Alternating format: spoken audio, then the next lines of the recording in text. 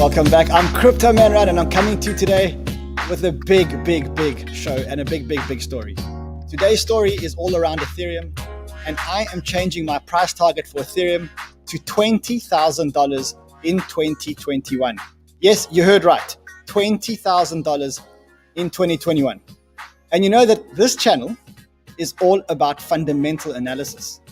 And today, we actually have the numbers that are going to justify a $20,000 Ethereum. Guys, these numbers are absolutely huge. I've never seen anything like it. When I saw these numbers, it showed me the network effect that Ethereum is getting. And I have to share this with you guys because the numbers are absolutely wow. Anyway, I'm Crypto Man Rad, and I come to you every single day at 10 a.m. EST, and I bring you crypto love and crypto wisdom. And together, we are building the biggest, healthiest, most profitable crypto community in the world. I saw the channel stats, and we are growing this channel fast. Thanks to you guys liking, subscribing, and doing what you do. We are building a very successful, profitable community. So if you are here, just give us some love, give us a like. Let's smash this algorithm so that we can get this crypto out, this knowledge out to the crypto community. And today, we have a huge show for you. Crypto adoption. Sticking with the fundamentals, adoption is flying. I have the data, and the data will blow your mind. You know, they say that data tells a story. You got to listen to the story because this story will blow your mind. This story about crypto adoption and the stats, the actual stats, the fundamentals, not the hot air and the pumpamentals and the numbers, but the stats around crypto adoption. I'm going to share with you guys today will blow your mind. And if there are any naysayers or any doubters left in the community, well, today the stats will show you that you have no reason to doubt this thing. And then Bitcoin is going to $100,000. You know how I know that? Because Wall Street's telling me. Anthony Scaramucci is calling for $100,000 Bitcoin soon. And he's actually joining us live on the show here today. We're going to have Anthony Scaramucci live. Which other show brings you so many big guests live every single week? Who does that? Only CryptoBanter.com. And today we're going to be talking about it. And then Fred, do me a favor. Fred, call up the gold chart. I want to show the guys the gold chart. Guys, remember we said that Bitcoin is disrupting gold. Well, Willy Woo posted this chart. And in this chart, he shows how from the time that MicroStrategy started buying gold, Bitcoin and gold started to decouple.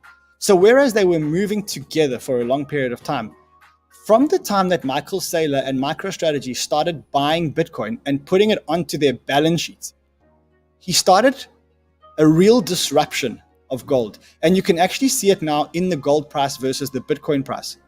And yesterday we had news that Square also bought another $170 million worth of Bitcoin. And if this trend continues, then I think that gold will be decoupled from Bitcoin, or Bitcoin will be decoupled from Bitcoin much faster than we think. And in fact, so fast that I think that salty Janet Yellen, guys, you know how I feel about Janet Yellen. And remember she came out and said that Bitcoin was highly speculative and inefficient. Remember that? She said Bitcoin is highly speculative and inefficient. Well, let me tell you what inefficient is. When the Fed's system goes down. Yes, guys, the Fed, the American Federal Reserve, the Fed, the clearinghouse between all the banks, their system went down yesterday. And that means that interbank transfers couldn't happen. Lending of money couldn't happen. Anything to do with the American Federal Reserve system couldn't happen. Apparently, Janet Yellen was so embarrassed that later that night, she apparently admitted that Bitcoin can never fail. You know, if she didn't do that, then she certainly will do that soon, because they're going to realize that Bitcoin is actually exposing all the weaknesses in all their central agencies. The Fed has failed us. The Fed has let us down, guys.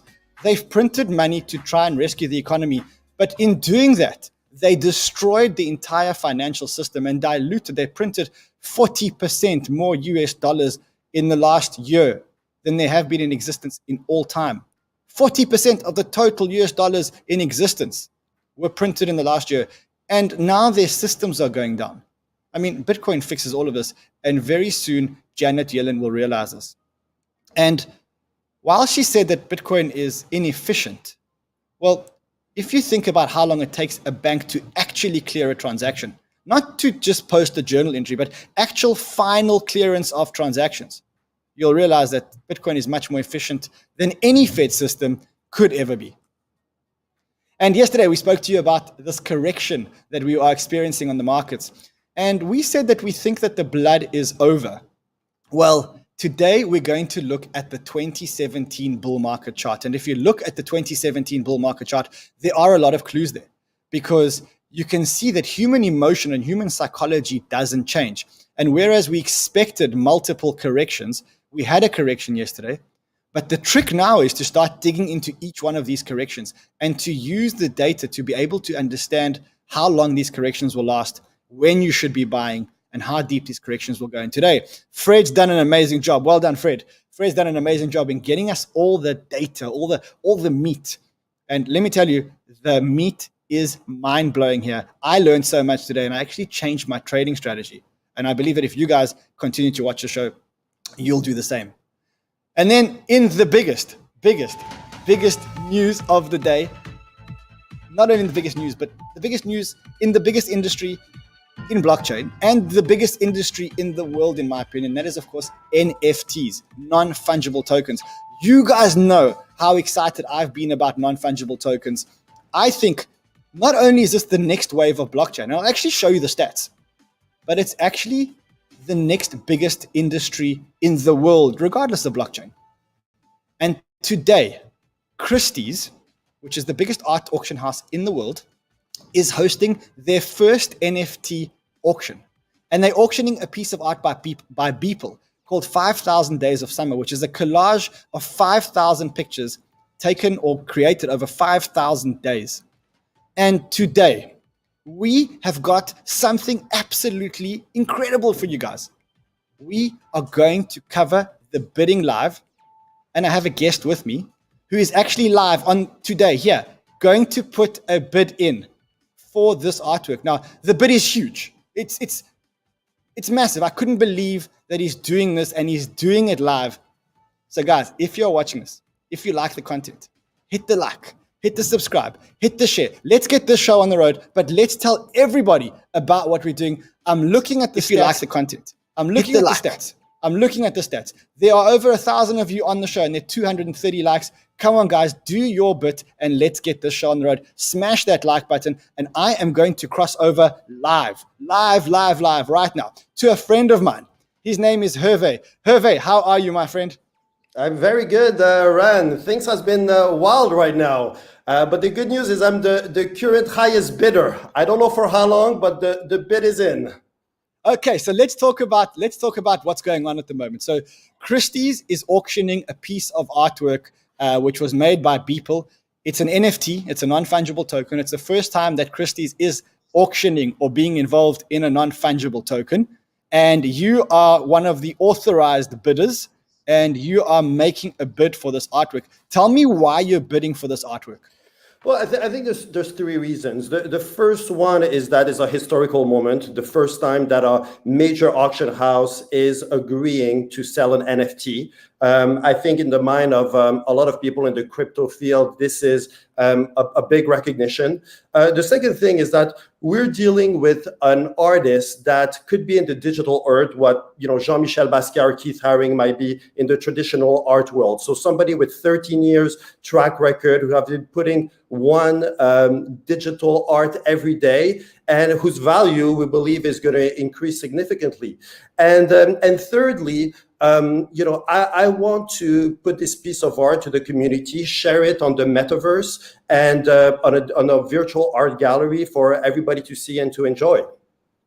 Okay, so I need to understand something from someone who's willing to bid a lot of money. And we're not going to disclose the bid yet, because you're going to put another bid in live, because that's what you promised us that you're going to do. And you told me if we get 1,000 likes on the show, then you're going to put in the biggest bid. So I need to understand something. When I buy a normal piece of art, I display it on my wall or I put it up in a gallery for everyone to see, and it's a source of pride and a source of something emotional for me. How does that translate into digital art? Like when you buy a piece of digital art, an NFT, what's the use case? So I think that there are several ones. The first thing is obviously the value of the blockchain technology. This is a piece of art that we know is authentic. How many pieces of art in the real world, we're not actually quite sure the true origin. I'm thinking of a $500 million Leonardo da Vinci, where you hear different experts' opinion, and it might actually not be a Leonardo da Vinci who actually painted it. Here you have the certification that this is an actual piece. Then you're going to be able to track it your entire life and potentially also be part of the royalty stream going forward with that piece of art. And thirdly, I would say that when you look at the demographic, I mean, the art world is a major store of value. I mean, we're talking about Bitcoin as a store of value. That's disrupting the $10 trillion gold market. But I believe that art is a very big store of value. And the 2019 sales of art was $64 billion. If digital art NFT get 1% of that, we're talking $640 million. And I believe that it will be a lot higher than 1% in the future. So I think the growth is huge. I think also when you look at digital art or art in general, half of it is purchased online, and millennials are actually the fastest growing category. So we have the wind pushing us towards NFT and high-end digital art. And with people, we have the poster child within that category. Unbelievable. Okay, now, have you bought other NFTs? Have you spent money on digital art? What have you bought? So I've bought. So I think that one of the things was that I spent time on is really understanding the market. I wanted to understand the dynamics behind it. I wanted to understand the player, and I wanted to understand who were the serious artists in that space. So I spent a lot of time. Yesterday, I was on a phone call with an artist in the middle of Norway. Then this morning with an artist in the Hamptons, and talking about what are the visions? Are these artists that are going to be in the NFT game for a long time, creating unique pieces, or is this part of a fad? So I think that now, before jumping all over, it's important that everybody does the homework and understand really where the potential value is going to come up over the next few years, and not simply jump on the hype. Okay. So now the bid is going on. I want to share your screen. If you could share your screen for us again, let's look at where the bids are. You're going to do a big bid here if we get to 1,000 likes. I don't know if we are on 1,000 likes yet, but you told me you're going to smash. Oh, we're almost there. We got, guys, 500 more likes, and we are getting live on Crypto Banter. We're getting possibly one of the biggest bids in history of a virtual piece of art. I mean, it's as simple as that. All right, this is the piece of art. It's an image made by Beeple of 5,000 daily images that he made. The current bid, am I reading that right? That the current bid is $1 million? Yeah, I mean, I think that's going to be the first 7-digit bits in the histories of NFTs. So I think we got that record live on the show. All right. Now, the question for me is, do you have the balls to bid higher than $1 million? At this point, I can't outbid myself. So right now they see the current bid is with you. It's going to be hard to outbid myself. So this is your bid? This is my bid. You just put in $1 million bid. $1 million bid. And I've been leading for the last 7 minutes. So we'll see how long does that last. Guys. I mean, you realize what's going on here. Live on cryptobanter.com. We have just showed you that Hervé has bid $1 million for a piece of, for an NFT live here on cryptobanter.com. I can't believe my eyes. I can't believe what's happening. How long till we know if you've got the piece of art? Well, the closing is in 14 days. So it's going to take a couple of days, a couple of weeks before we know who the winner is. And but we're leading at the moment. And okay, I want to understand something. If you don't want to buy this piece of art, can you withdraw your bid, or are you just Are you bound now? Well, you're bound with Christie's. I mean, they have your passport info, credit cards. They approve your financials before entering a bid. So, yeah, it's pretty binding in my opinion. Guys, we've just on cryptobanter.com live. We have just witnessed somebody bid 1 million US dollars to buy an NFT on Christie's. Guys, I can't believe what's going on here. I actually want to see the bid again. You're still the winning bidder. You're still the winning bidder. You're still the winning bidder. You really want this piece. Well, I think the long-term vision is that I see virtual reality and the metaverse being a place where people will be spending time, and I think that this is a mythical piece, and that the community would love to have this in the metaverse and being able to share it with everyone. How high are you willing to go? Like if this carries on and it goes to 1.5 million and 2 million, like Hervé, how much do you want this piece? Listen, I don't want to influence the 109 other bids or 108 other bids, so we'll leave it at that for now. All right, my friend, thank you for coming on CryptoBanter.com. I must say, I'm speechless. I thought you were going to put in a 50 grand bid or 100 grand bid. I thought so too. $1 million bid.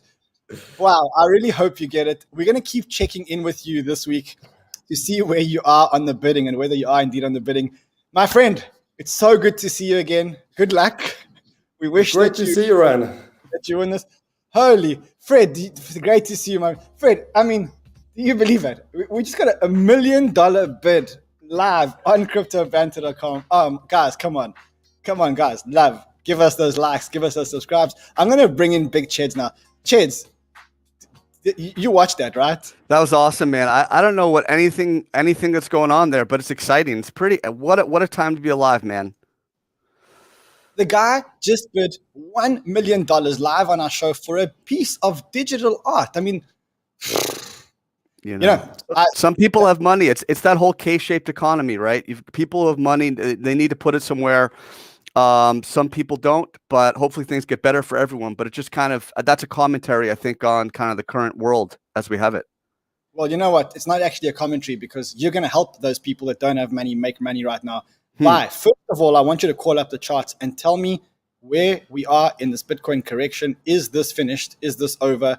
Can we expect more blood? Bring up the magic charts. Let's get the show on the road. I want to know how to make money. I've got a huge show for the rest of you guys today. We've got Anthony Scaramucci. Anthony Scaramucci was Donald Trump's spokesperson for one day. And then he got fired. It's going to be a great conversation.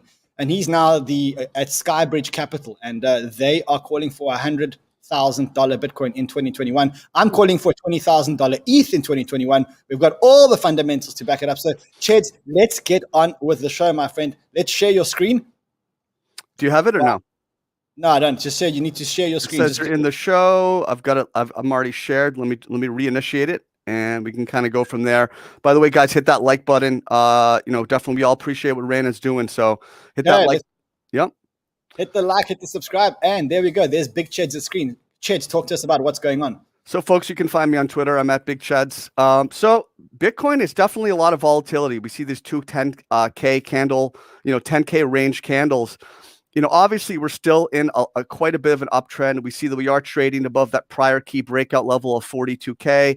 And we see kind of for a while here, the price was just traveling between the upper Bollinger and that 8 EMA, that kind of upper channel. But let's just step back out. Look at the weekly chart. We have quite a bit of air. We're still above that key level. We're trading pretty high. It's still quite bullish. And there's really nothing bearish that we're seeing on the weekly chart. I think if we want to go weekly chart, we want to identify levels to enter if we're not in yet. Maybe the 8 EMA. Will we get another shot at that area? Maybe we'll get like that 42K, 43K, 8 EMA.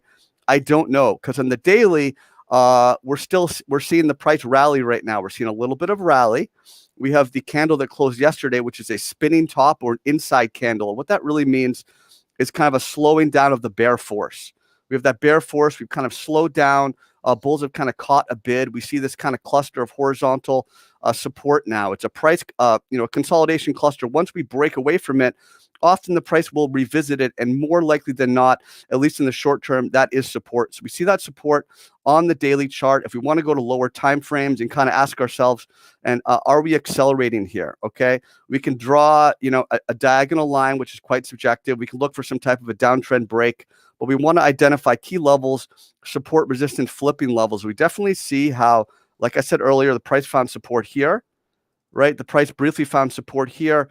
That became our resistance on the way back up. So we really need to get back up above really that 51.5K level to kind of really ignite that short-term momentum. We're right there. We're starting to develop those higher lows, but the battle is still afoot, Ran, on that daily time frame. We do have some juice from the bulls, but the battle is still afoot. Altcoins are really interesting. You look like you want to ask me a question, but altcoins are interesting. Ethereum, what do you want to talk about? I want to know if you're ready to buy this dip. I dollar cost average. I continue to accumulate Bitcoin. What I would do if I had no position, let's say I wanted to get into Bitcoin, and let's say I wanted to buy overall 1 Bitcoin, I would take 20% of that and I would buy here. And then I'd say I'm going to add another 20%, maybe at 42K. If we get lower, if we go 38K, maybe I'll buy another 20% there. Okay. You could also buy 20% here. And then if you break the new high, you can average up and add on the breakouts. There's different ways to play it. I wouldn't do an all or none type of strategy, but absolutely. If you're thinking about the supply demand imbalance, there's not enough Bitcoin, the institutional accumulation. If you buy at this level, you're buying with Square, you're buying with MicroStrategy. That's good company. All right, I want to talk to you about something. So well, in fact, Fred did all the hard work. Fred did an analysis for us of the 2017 corrections, because I was kind of convinced that this correction's finished. But Fred called up some of the data, and he looked specifically at the 2017 corrections. Now, I think we all know the 2017 corrections. That's what they look like.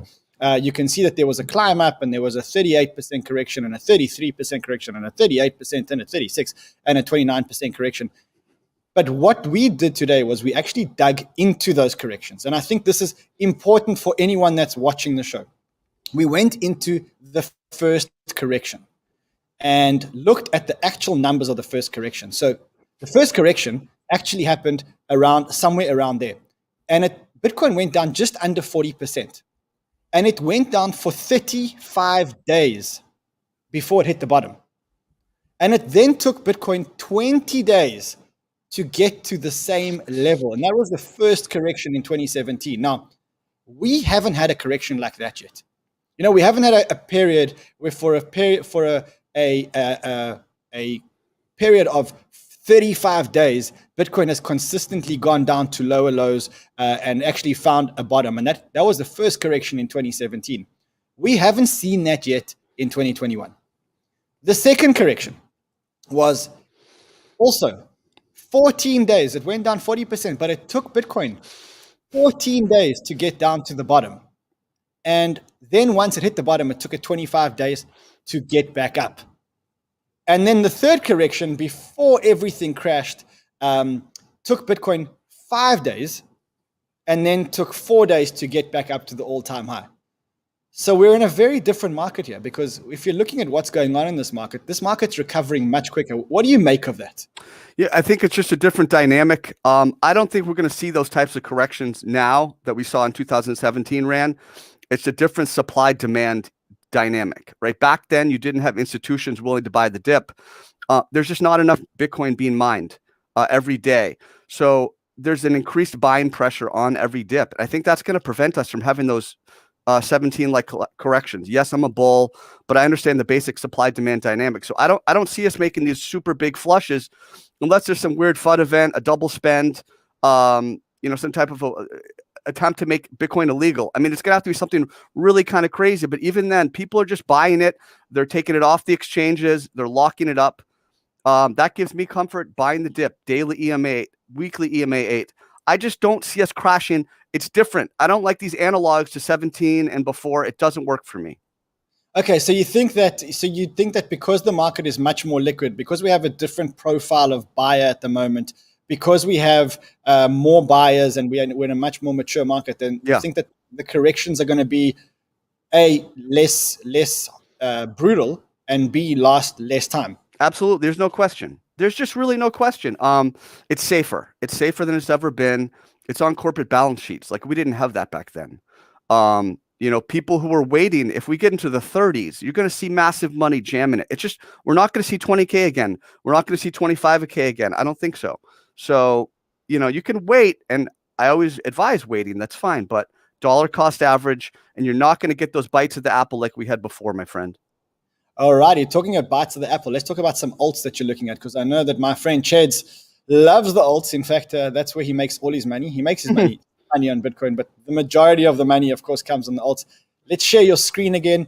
Guys, we also have, like I said, we've got a big guest joining us now. Any minute now, we're going to have Anthony Scaramucci. And guys, this guy is super interesting. He's one of the biggest fund managers out there, and he's calling Bitcoin to go to 100,000. And I want to get into the mind of Wall Street and understand what it is that made them buy into Bitcoin, and whether or not they're looking at alts, and whether we can expect them to start buying alts. So if you are going to be here, smash the like, give us the love. Cheds, let us share your screen. What are we looking at here? So listen, this is my philosophy. I like to identify uptrends, and then I like to identify levels that might hit in a pullback. And this is the idea. Like, you know, when things are pulling back and you're seeing panic in the market, think about what's been hot. Dot, ADA, Link, Sushi, you know, a bunch of other stuff. And something like this, you know, when you're up here at $38, $39, you want to set bids lower at these horizontal clusters. And look what you did. Dot just rewarded Dip dot buyers. Boom, 27. We're already back to 34, right? You can look at BTC. Link has been doing it. Boom, drop right back to these key horizontal levels. So my point is not necessarily name specific. Hey, look at this chart. Look at that chart. Identify the hot alts that have been hot. And when you're having these big pullbacks, really low ball bid. Get these low ball bids in so you have the ability to take advantage. Look at Uni, right? Uni had this beautiful price consolidation. We broke out. You're up here, a little bit of a tweezer, a little bit of a weakness around $31.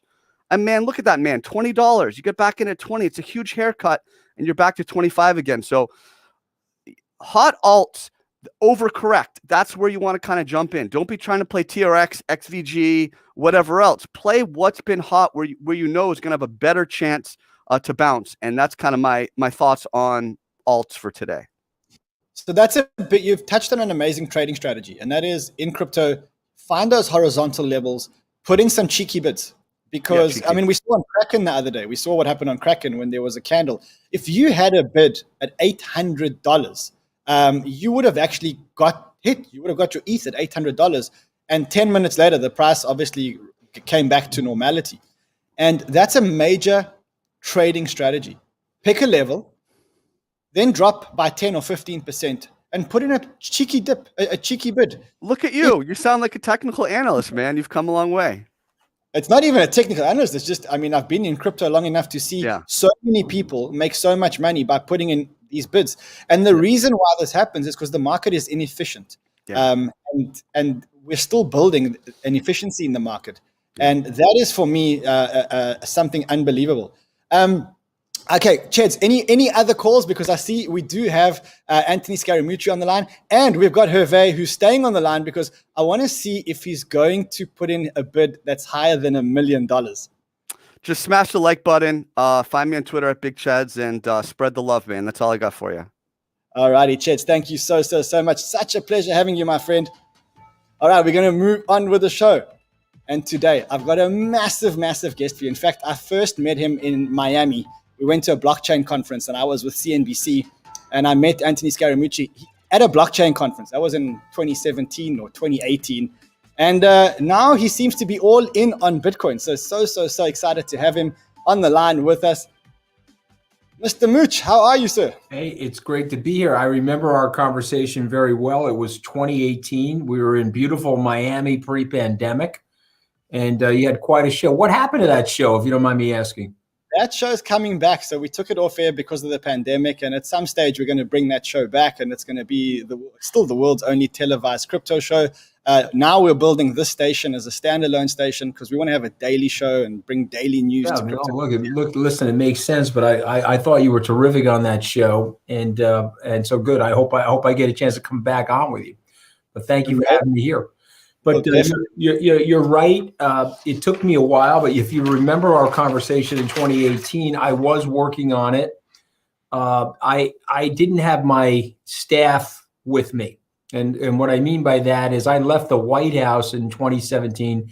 I mean, who's kidding cool? I got fired from the White House in 2017, came back to my company. And the first thing I did was I bought the URL skybridgebitcoin.com. And my staff, most of them are institutionalists. Most of them are staid money managers in the tradition of Charlie Munger and Warren Buffett. And they were like, NFW, you're going to blow up our business. And so I said, okay, well, let's spend some time on it. Let's get to know what is going on in that industry, because as I was discovering, sorry about that, it's my assistant. As I was discovering from my time in the White House and my time at Treasury, is that they were working on it. And so once I realized that this was something that the governments were going to take seriously, I knew that I had to take it seriously as well. It took a long time to get my staff there, to be candid. But three things happened, and I'll be very quick on these. Number one, the monetary network effect, the expansion of users. Let's call it 100 million users. Saylor says it's 100 million. I think it's more than that, but let's say it's 100 for the sake of this argument. Likely to go to 1 billion users. There you go, 106, 108 million users. 106. Yeah, and so we're all guessing, because some people have it in their pockets, right? We both know that they've got USBs in their pockets, so we're guessing at that number, but it could be $1 billion number by 2025. And then the second thing is that for me it would be the regulation. And again, I don't care if people regulate it negatively or positively, just the fact that they're in there thinking about it. And then the last piece, which was super important for me, because we're running billions of dollars and I've got over $500 million in crypto now, is storage. I had to be 100% comfortable that I could store it in a way, cold storage sort of a way, that had some protection features to it. And we're doing our storage right now at Fidelity. So that's my odyssey to where we are right now. Listen, I bought more today. So I mean, I'm in. Wow. And to quote Saylor, the hardest purchase is the first Bitcoin. And then once you own it and you understand what's going on, you're like, okay, I don't own enough of this. And then you're just trying to not become irresponsibly long Bitcoin. Because we both know that the natural effects of Metcalfe's law does create this sort of volatility and price oscillation near term. Yeah. So let's go back. So in 2018, you discovered this asset, and I remember you came to the blockchain conference, and you were very, very interested in the asset. At what point do you make the decision that you actually have to buy this asset and put it into your funds? When do you get to that point and say, look, I'm going to do whatever it takes, but I'm going to put Bitcoin in my funds? So it's a great question. So I had that decision in my mind in 2018, but I know this is going to sound weird to Bitcoiners. I like it better at 30,000, 40,000 than I did in 2018, or even believe it or not, when the Winklevoss twins came to my conference in 2014, the coins were $400 a piece. And you guys are going to all look at me like I'm crazy, but I like it better. Why? Because a lot of the competition, Bitcoin slayed 8,300 cryptocurrencies and 8,300 potential competitors in this space and became the gorilla in the space. So I'm never looking for the last dollar. I don't need to be the person that bought Amazon at $1. I'm okay owning Amazon from 2009. If you looked at the first 12 years of Amazon, spectacular price appreciation, lots of volatility. But if you bought it 12 years since its inception, you had a 64x move in Amazon. And so Amazon is totally tracking Metcalfe's law. Google, Facebook. So to me, I want to be sure of something, or more sure of something, more confident in it. And so three things quickly. Once I knew I could store it, once I saw the money printing coming from the government as a result of the pandemic, this is round 2 of aggressive money printing. The first one got Satoshi interested in refining and creating this digital form of currency. You're like, okay, well, wait a minute. Now we're going to have, after this stimulus, we will have 40% more dollars circulating around the world than we did 12 months ago. So let me just state that again. It's very important. 26% right now, 26% right now, but $1.9 trillion is going to go through. Now you're going to be at 40. Guys, what are we doing here? Okay, you know you don't have to be a rocket scientist or a math PhD to know that the money in your bank account is going to be worth less. They're taking your time, your energy, and your labor away from you. You're getting paid in fiat currency. It's going into your bank account. They're printing 40% more of it. What do you think? It's going to show up in art, collectibles, your beautiful place that you're living in. It's going to show up in those prices. But weirdly, Bitcoin is pacing. So weirdly, it's pacing. So in other words, if I own Bitcoin, I can buy the stuff and convert it into fiat currency, and I've got my savings protected. Does that make sense to everybody? I hope it does. That definitely makes sense. And I'm actually, I'm thinking about the money that I have in US dollars, and whenever I think about it, I get a cold shiver, because I think, on the one hand, is it irresponsible to put more of my personal wealth into Bitcoin, given that I've got so much in Bitcoin already? On the other hand, if I leave it in dollars, that's a real risk at the moment. If you leave your money in dollars, you know that it is getting devalued. So it's a bit of a conundrum. Listen, I don't want to scare people, but we've been here before.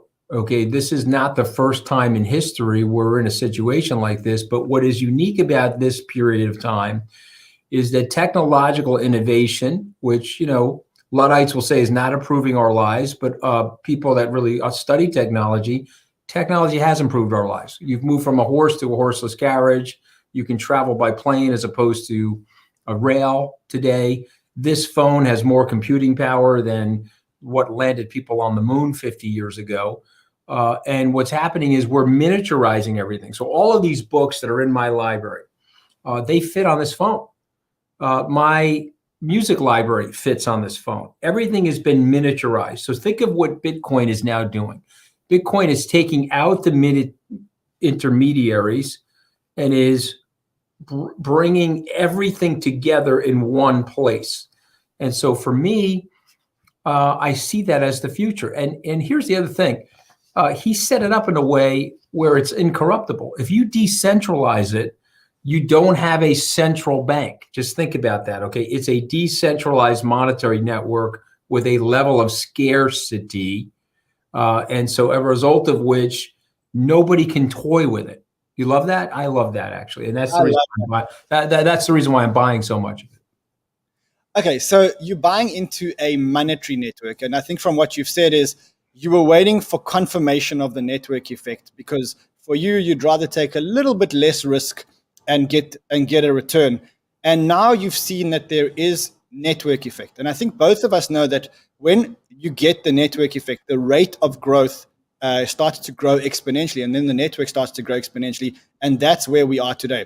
How do you go about pricing an asset like this? Like when you buy today at 52,000 or 51,000, you must have a price target in mind where you say, look, I think it's going to X, or I think it's going to Y. How do you price an asset like this? So again, you can price it off of Metcalfe's law. You can price it off of the number of users. Can I give you an exact price? No, but let me give you a Warren Buffettism. He doesn't get Bitcoin, but he does get an analysis. He does get how to assess something. What Buffett would say in a situation like this is, I would rather be roughly right than precisely wrong. So something like a Schiff or a Rubini, they don't understand it, so therefore they're pricing it at zero. Well, it's not zero because you have a network. Let me give you this quick example. Coca-Cola is an old school network. They have bottling distributors. They've got a plant and equipment, and they've got trucks. That's a network. It's shipping the product out.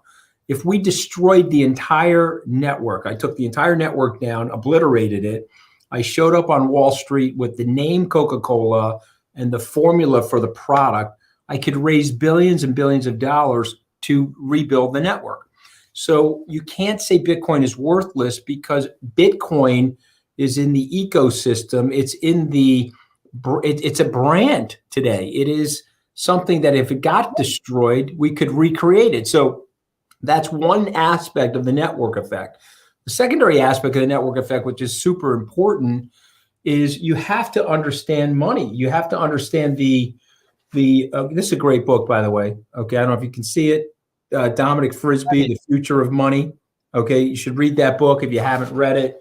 And if you really, really like books, you should read this book, okay, if you haven't read it. Because this is a 5,000-year history of money. And when you read this book, which was written 10 years ago, there's a PBS documentary on it right now. When you read this book, you're like, okay, fucking Bitcoin. You're not allowed to curse on this, are you? You're allowed to curse on this? You can curse. You can do it. You're like, are you kidding me?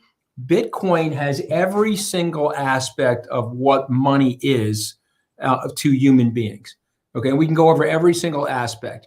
It is a trust factor, and it is a technological transfer that is totally precise. And that's all money has ever been. At the end of the day, money is a technology. This book is a technology, by the way. It happens to transfer knowledge. Okay, we're now doing it over the computers or the iPads, et cetera. But what is money? It is, rather than us having to barter, me showing up with a Cav at your bar and saying, give me a scotch and soda, here's your veal parmesan for tonight. I've got digits in my pocket. And you have to think about how ridiculous it is. People say, well, it's worthless. Okay, well, the fiat currency in your pocket is worth what? Well, everyone says it's worth something. Okay, yeah, exactly right. They're all saying it's worth something, but it's 3 pieces of paper painted green with Ben Franklin's face on it. So the point being, once you get that there's 100+ million people that are transacting in the stream, then you have to accept the fact that it is worth something. And so you're asking me to value it. I said on CNBC last week, Joe Kernan asked me my price target for the end of the year. I said 100,000. And he went, whoa. And that's an institutionalist. That's somebody that doesn't understand Bitcoin. Then I got to my Twitter feed, and people are yelling at me on my Twitter feed that I'm too bearish. Okay, I agree. I think that... You see what I mean? So I think the thing is going to be, you want me to tell you the truth? Go look at Plan B stock to flow model. It's probably going to be around 250 to 300,000 by the end of the year. All right, so you're buying network effect. And we all know that network effect is the most valuable thing in the world. It's why investors are willing to pay so much for Facebook and for Amazon and for Google. They're willing to pay that because of network effect. I keep saying it to my community. I'm actually just going to check if I have a video. I think I do. That we spoke about buying into networks and the network effect. And what you're buying into is you're buying into the network effect. The thing that is unbreakable is the network effect. It doesn't matter what kind of network you're buying into. Any added participant in the network increases the value of the network. If you're buying into the network effect, you're buying into something that's completely unstoppable. And that is exactly what we're buying into. We're buying into these networks. The same with the Bitcoin network. You're adding value to the network by being another person that accepts Bitcoin. And then you start telling your friends, and then they come on, and we build this amazing snowball. So you're buying into network effect. I keep saying that once something has the network effect, the law of network effect says there are only 3 things that can break it. The first one is government legislation. And, well, I don't think I think the governments have been kind of... No chance. No chance of that. But go ahead. Yep. The second one is technological breakdown. And that means if Bitcoin breaks beyond repair. And the third one is if there's a 10x better competitor. And I think what we're seeing now is that Bitcoin has disrupted gold because Bitcoin is 10 times better than gold, or more than 10 times better than gold. I have a chart here somewhere, which my producer, Fred, call up that gold chart. We can actually see that from the time that Michael Saylor bought in, Bitcoin and gold have started to decouple. Like fundamentally, they've started to split. And this happened when Michael Saylor started to buy gold. So it looks like Bitcoin has disrupted gold, and I don't think that it's going to be disrupted. What do you think of the government regulation part of it? Do you think that now that we have Fortune 500 companies, Michael Saylor buying it, do you think that the regulators are now looking at this and going, look, we have to be friendly to Bitcoin? Well, some of them will not be. So again, go back through history. Let's say that India and China, for maybe a period of time, maybe forever, decide not to be friendly to Bitcoin. Not going to matter. Okay, there are African countries where they're not friendly to Bitcoin. Bitcoin's trading at a 20 to 30% premium in those countries. So I hear you about the government, but it's too late.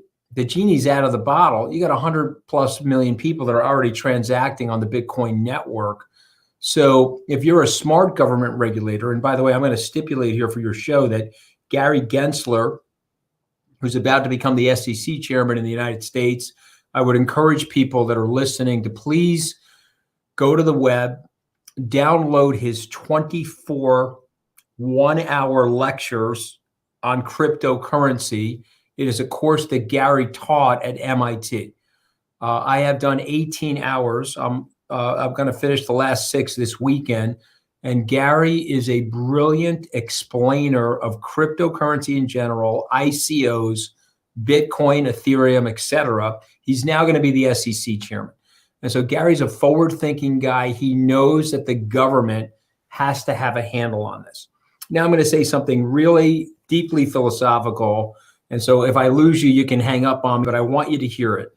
When you were setting up, when the world was setting up the post-World War II order, before the World War ended, they went to Bretton Woods, New Hampshire, the Washington Hotel, and they set up an agreement. And I would encourage people to go back and look at that history. What were they trying to do there? John Keynes was there, many economic luminaries.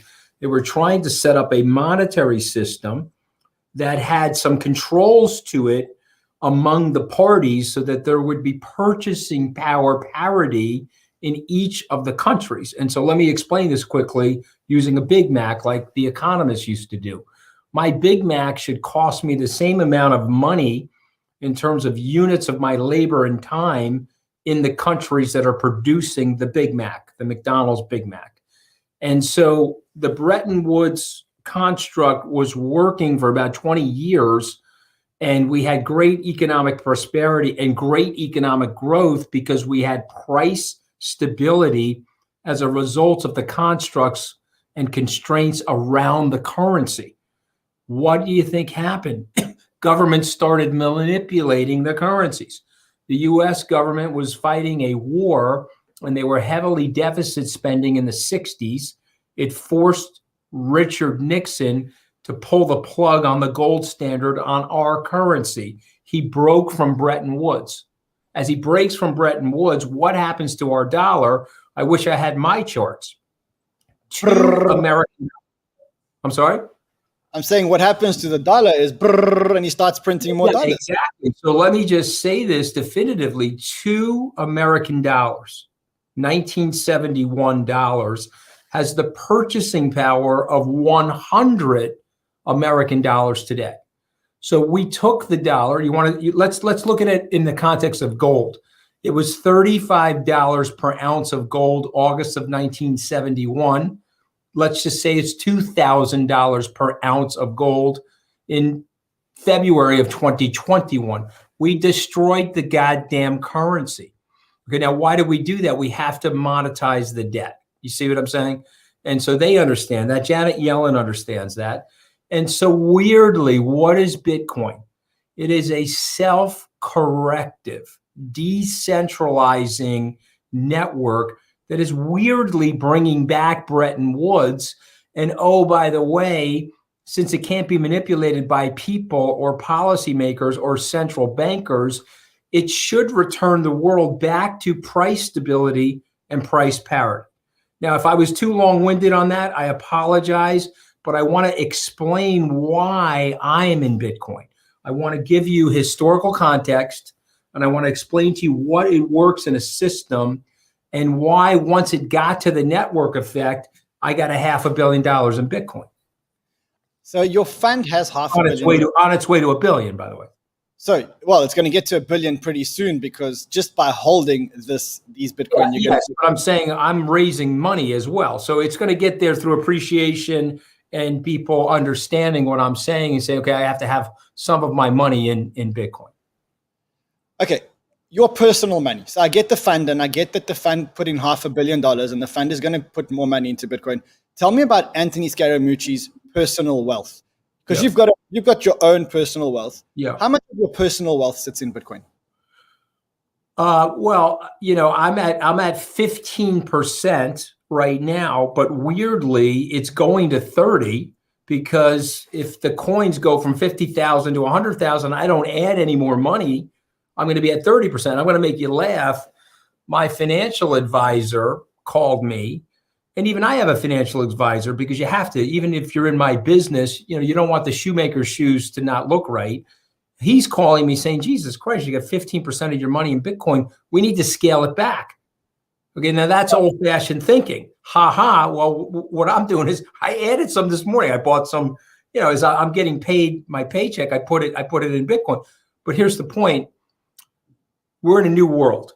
I am an institutionalist, and I am someone that believes in going slow. I'm an incrementalist, and I'm a pragmatist. So I'm telling my clients, please, 1%, 2%, 3%, 4%. I personally have 15, but one of my partners has got 50, by the way. And the only reason why I don't have 50 is I've got a lot of real estate, and I've got a trust that I no longer control, that a group of trustees have, for my children. But I mean, it's on its way up, and I bet you invite me back in a year or two, and you ask me that question. Due to appreciation, it'll be 30. Wow. Okay. I'm not selling it though. Let's put it that way. I don't care. I've already in my mind, I've accepted the volatility, and in my mind, I've accepted this. And can I say a couple of more things? I really want to provoke people. Go ahead. May 15th, 1997, you could have bought Amazon stock on the IPO. May 15th, 1997. $10,000 into Amazon, May 15th, 1997, worth $21,140,000 today. However, you had to subject yourself to 7 interregnum periods of time where you lost 50% of the value in Amazon, riding Metcalfe's effect. And by the way, Warren Buffett, I was in a meeting with Warren Buffett where Bezos was speaking at the Allen and Company conference in the year 2000. And Buffett said, yeah, it's too expensive. I can't price it. I don't understand it. I'm not buying it. And what Jeff Bezos was saying to him is, I'm not focused on earnings. I'm focused on scalability. And if I can get to the scale, then everything else will take care of itself. Bitcoin got to $1 trillion 2.3 times faster than Amazon. Okay, it got there in 12 years. Amazon took 20 plus years. Wow. So the network effect is being achieved much quicker. The scale is being achieved much quicker. Look, Bitcoin also has corrections. This was 2017. We've got a 30%, 38%, 36%. We had a 25% correction last week. Yeah, you just have to. The lesson is to just hold on tight and enjoy the rides. Speaking of network effects, so there's another network effect happening, and that is, of course, the network effect that's happening in Ethereum. And whereas it's not a monetary network effect, it's a smart contract supercomputing network effect. Have you started to dabble in Ethereum? Are you starting to look at Ethereum seriously? Yeah. So that's a really good question. And I like Ethereum, but I'm not. And that shouldn't offend people that own Ethereum. I have to stay in my wheelhouse. I'm having a hard enough time as an institutionalist. And you guys talk about FUD, right? Fear, uncertainty, and doubt. What about fuddy-duddies? I'm loaded with fuddy-duddies all over the place. I got all these old fogies around me. I've got to convert them into Bitcoin. Okay, so I've got to sit there and focus on Bitcoin. I don't want to focus on Ethereum or others, not saying that they're not great. I'm not saying that. I'm saying that for me right now in my business model, I've got to stay on Bitcoin to make that conversion, if you will, to make that evangelical conversion to people in my account base. Then you invite me back and we can talk about the fundamentals of these others. Okay, it's not saying I don't like them. Okay, I do. And I think Ethereum is actually a very compelling cryptocurrency, but I want to focus on Bitcoin for now. How much of your time today is focused on Bitcoin? I mean, I know that you run a big fund, and I know that only $500 million of the fund is invested in Bitcoin. Yeah. But headspace, time, how much of that is in Bitcoin? Because the reason why I ask is, I know that from the time that I discovered Bitcoin, I couldn't concentrate on anything else. I had a very successful marketing business. I sold it for over $150 million. And not because I wanted to sell it, but because I couldn't focus on anything else, because I felt like I found something that could never be replicated. How does that happen in your world? Well, I mean, it's interesting because, I have my wife bought me a coffee cup. It says, may break out into spontaneous Bitcoin conversation at any moment. And so, she's like, all right, enough already with the Bitcoin. You know what I mean? But here's the thing I would tell you is it's occupying my mind because I have to understand it. I have to be able to explain it to people in a way where they can get it.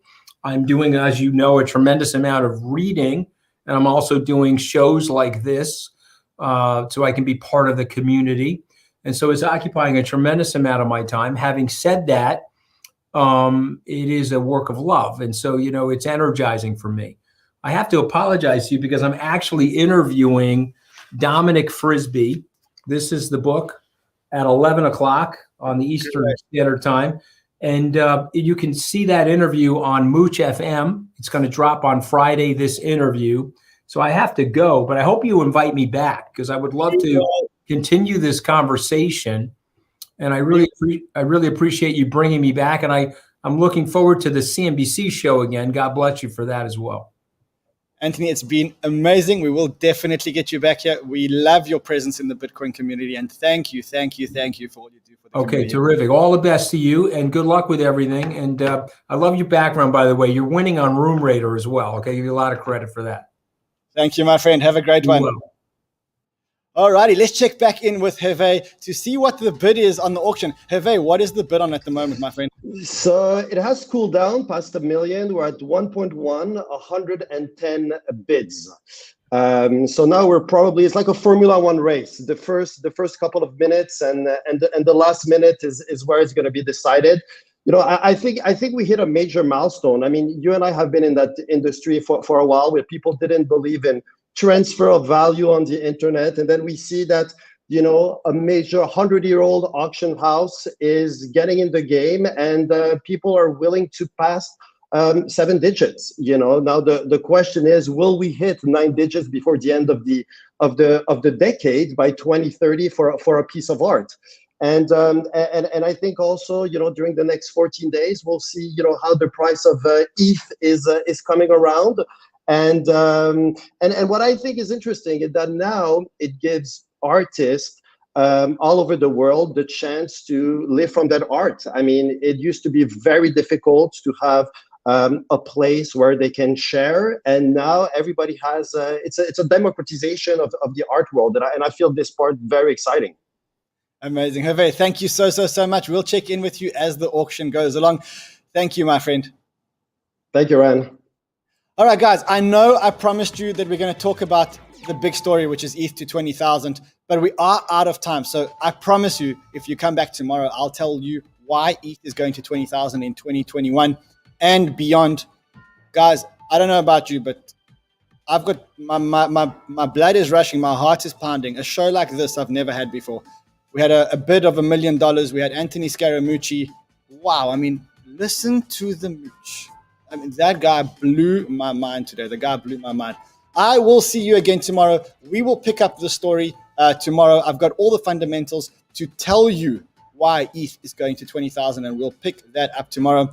I'll see you again. If you are trading, trade well, my friends. I'm Crypto Man Run, checking out. See you all tomorrow. Crypto Banter is a social podcast for entertainment purposes only. All opinions expressed by the hosts, guests, and callers should not be construed as financial advice. Views expressed by guests and hosts do not reflect the views of the station. Listeners are encouraged to do their own research.